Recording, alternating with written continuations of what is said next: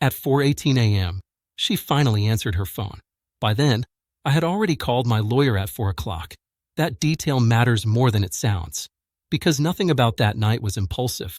It was the end of something that had been dying quietly for years. My name is Rowan Caldwell. I'm 39. I work in commercial logistics, the kind of job where problems don't explode, they accumulate. Marriage, I learned, works the same way. When I met Eliza, she was sharp, funny, always moving. London-born, quick with opinions, quicker with laughter.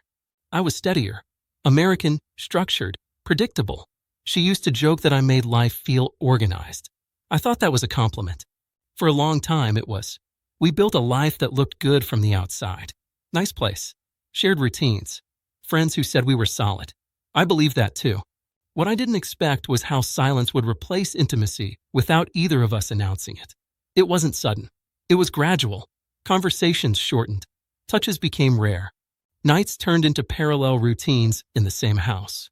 She'd stay up late scrolling. I'd wake early for work. We stopped checking in. Stopped asking how the other was really doing. I noticed. I just didn't panic. Men like me don't panic early. We adjust. I told myself she was tired. Her consultancy work was demanding.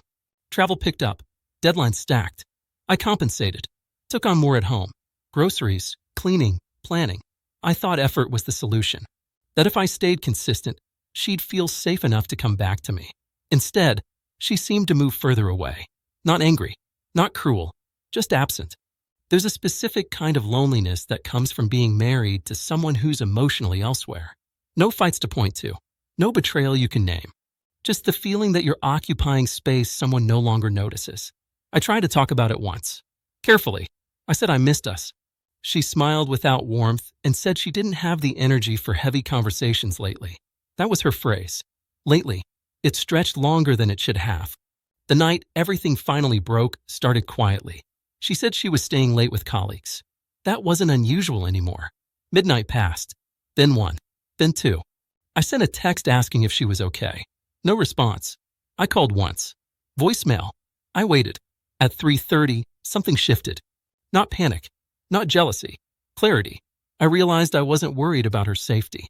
I was confronting the fact that I no longer mattered enough to warrant a reply.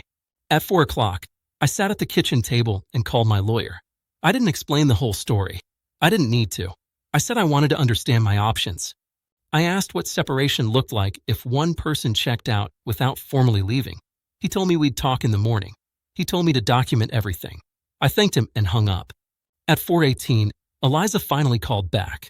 Her voice was irritated, like I'd inconvenienced her. She asked why I'd been calling. No apology. No explanation. I told her I was done waiting. She laughed lightly and said I was being dramatic. That word landed heavier than anything else. Dramatic. As if months of distance and one unanswered night were nothing. I told her I'd spoken to a lawyer. The line went quiet. She asked why I'd do something so extreme. I said because I finally understood the situation clearly. She said we could talk in the morning. I said there was nothing left to clarify. We ended the call without saying goodbye. I didn't pack everything. Just enough. Clothes for a few days. Documents. My laptop. I left my ring on the counter. Not as a statement. Just because it didn't belong on my hand anymore. I drove to a hotel near the river. Slept maybe an hour.